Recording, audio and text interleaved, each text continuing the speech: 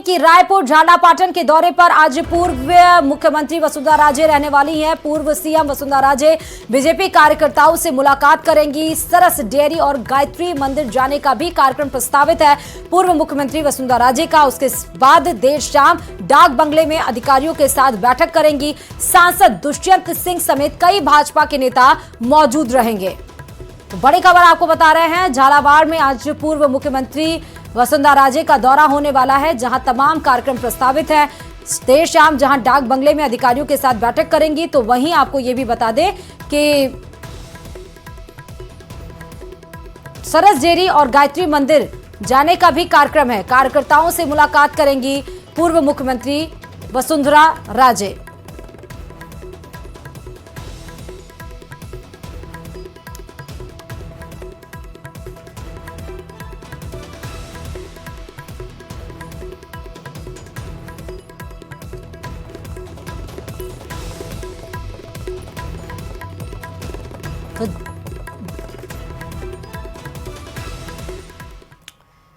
और जयपुर से बड़ी खबर आपको एक और बता दें कि मध्य प्रदेश के मुख्यमंत्री मोहनलाल यादव का आज प्रदेश का दौरा होने वाला है। थोड़ी देर में वो ओटीएस पहुंचेंगे, जहां पर मुख्यमंत्री भजनलाल शर्मा से मुलाकात करेंगे मुख्यमंत्री मोहनलाल यादव।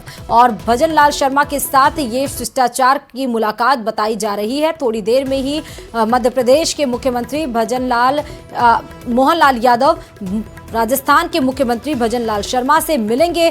शिष्टाचार मुलाकात है और ओटीएस में जहां पर 11 बजे आज 109वें एपिसोड मन की बात प्रधानमंत्री नरेंद्र मोदी की शुरुआत होगी। ओटीएस में दोनों ही मुख्यमंत्री इस मन की बात पीएम की सुनेंगे और साथ ही ये शिष्टाचार मुलाकात बताई जा रही है। हो सकता है कई मुद्दों पर बात भी किया जाए। लोकसभा चुनाव पर भी 2024 में लोकसभा चुनाव है, उस पर भी चर्चा की जा सकती है कि किस तरह प्लानिंग मैनेजमेंट किया जा रहा है। राजस्थान में उसी तर्ज पर हो सकता है मध्य प्रदेश में भी प्लानिंग और मैनेजमेंट किया जाए। खबर पर हमारे साथ बाबूलाल जुड़े हुए हैं। बाबूलाल, मुख्यमंत्री मोहनलाल यादव और भजनलाल शर्मा की ये मुलाकात कैसी है और पहली बार ये शिष्टाचार मुलाकात हो रही है मुख्यमंत्री दोनों नए मुख्यमंत्री बनने के बाद से? जी बिल्कुल, दोनों ही मुख्यमंत्री बिल्कुल नए हैं और आज दोनों की जो मुलाकात है बहुत महत्वपूर्ण मानी जा रही है, क्योंकि पहली बार जयपुर पधार रहे हैं, जयपुर आ रहे हैं मध्य प्रदेश के मुख्यमंत्री मोहनलाल यादव।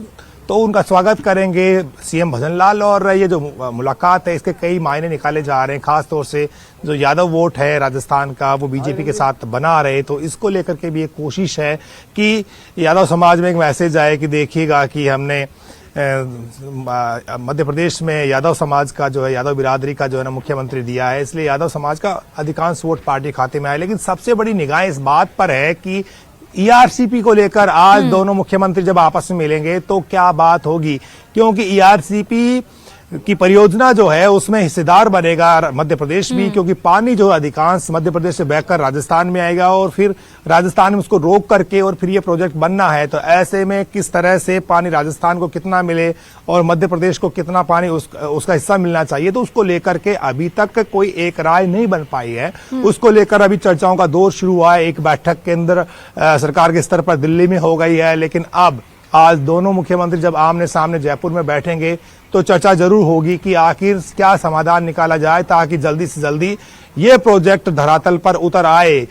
पहले जब इसकी डीपीआर बनी थी वसुंधरा राजे कार्यकाल में, तब कोई 35,000 करोड़ रुपए की योजना बताई जा रही थी, लेकिन अब इसकी लागत बहुत ज्यादा बढ़ गई है और इस तरह से माना यह जा रहा है कि अगर जल्द इस पर काम शुरू नहीं किया गया तो फिर और ज्यादा जो ना इसका खर्च बढ़ जाएगा। इसलिए राजस्थान सरकार की कोशिश यही है कि जो 13 जिले हैं पूर्वी राजस्थान के, उनके लिए इस योजनाओं को जल्द मूर्त रूप देकर के इस प्रोजेक्ट को धरातल पर उतारने की शुरुआत हो। और उसके लिए 90% हिस्सा राजस्थान चाहता है कि जो इसका खर्च है वो केंद्र सरकार वहन करे। तो उसी को लेकर के चर्चाएं चल रही हैं। आज दोनों मुख्यमंत्री जब आमने सामने बैठेंगे तो लग ही रहा है कि कोई न कोई बात इस बारे में भी होगी, क्योंकि केंद्र सरकार के साथ में बैठ करके भी चर्चा होगी, तब कहीं जाकर इसका रास्ता निकलेगा।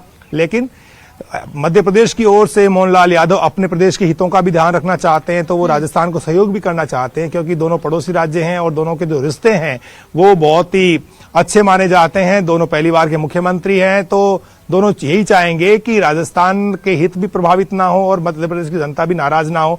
और दोनों ही राज्यों के जो किसान हैं जो चाहते हैं कि उनके खेतों तक पानी आए, जो यहाँ पर पेयजल की समस्या, ड्रिंकिंग वाटर क्राइसिस है, तो उसको लेकर के भी उस समाधान निकाल लिया जाए। तो इस बारे में आज चर्चा बहुत महत्वपूर्ण मानी जा रही है।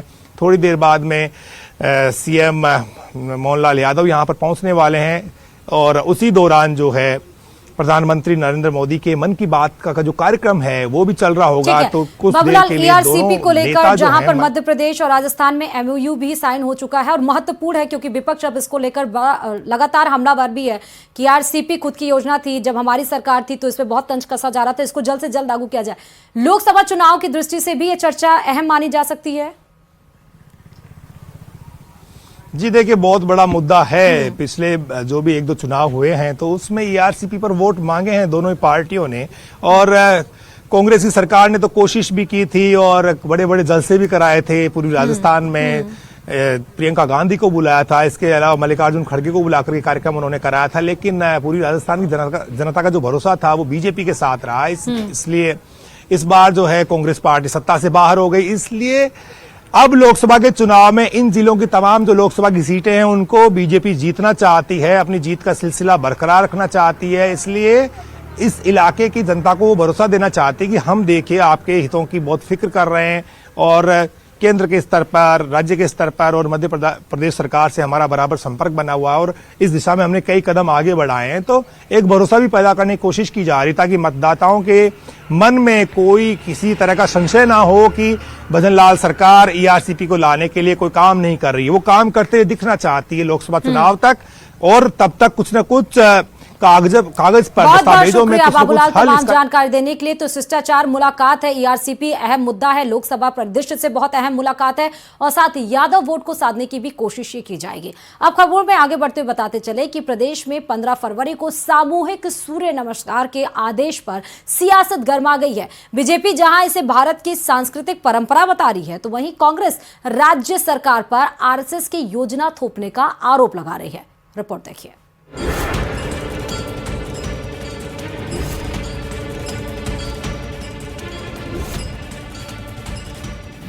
सूर्य नमस्कार पर आर पार। आज देश से दुनिया के अनेक देशों में सूर्य नमस्कार को अंगीकार किया है। फिर बढ़ी सियासी तकरार। राजनीति से प्रेरित होकर भारतीय जनता पार्टी शिक्षा के क्षेत्र में आरएसएस का एजेंडा लागू कर रही है। सबके लिए सूर्य नमस्कार जरूरी। सूर्य भगवान सबको प्रकाश देते हैं, तो शिक्षण संस्थाओं में आते हैं, उन सबको करना चाहिए यदि वो भारतीय हैं तो। फिर सियासत में क्यों बनी मजबूरी? सूर्य नमस्कार पर तकरार का क्या तुक?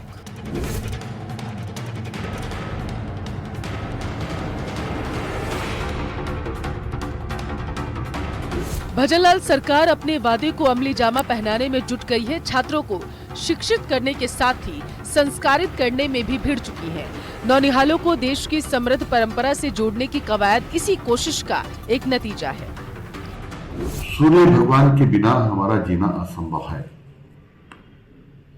हमको प्रकाशमान करते हैं और मैं कहता हूँ ये भारत की धरती सूर्य भगवान के बिना चल नहीं सकती है।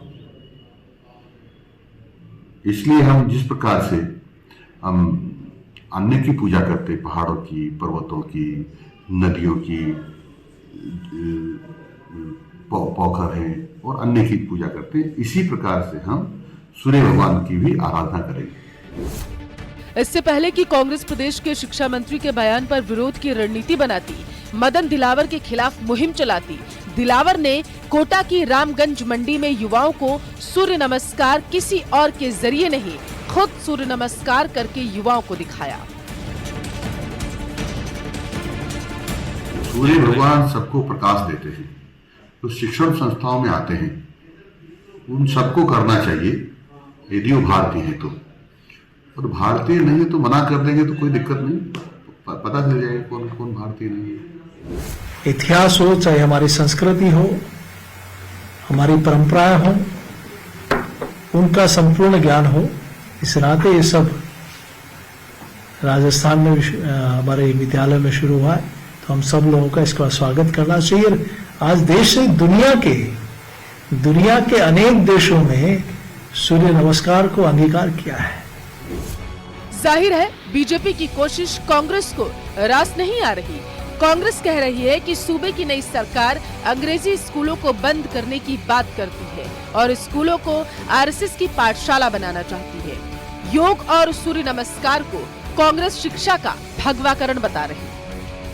राजस्थान में भारतीय जनता पार्टी की सरकार द्वारा बिना शिक्षाविदों की राय के, बिना एक्सपर्ट कमेटी की सिफारिशों के पाठ्यक्रम जोड़े जा रहे हैं, जो केवल और केवल ये दर्शाते हैं कि राजनीति से प्रेरित होकर भारतीय जनता पार्टी शिक्षा के क्षेत्र में आरएसएस का एजेंडा लागू कर रही है। दरअसल 15 फरवरी को राज्य के स्कूलों में प्रार्थना सभा में एक साथ सूर्य नमस्कार कराया जाएगा।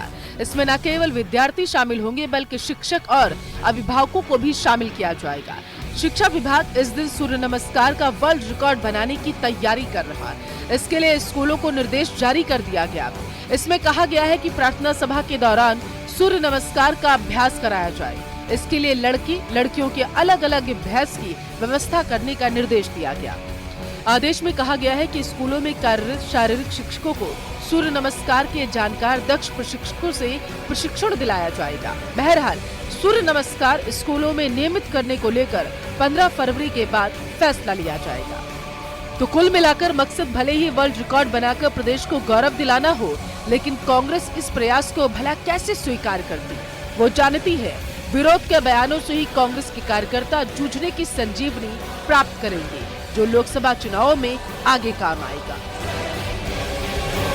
Bureau report, news 18 Rajasthan. तो इन्हीं तमाम खबरों के साथ सुप्रभात राजस्थान में फिलहाल इतना ही। मारो राजस्थान में फिलहाल इतना ही और खबरों के लिए देखते रहिए न्यूज़ 18 राजस्थान।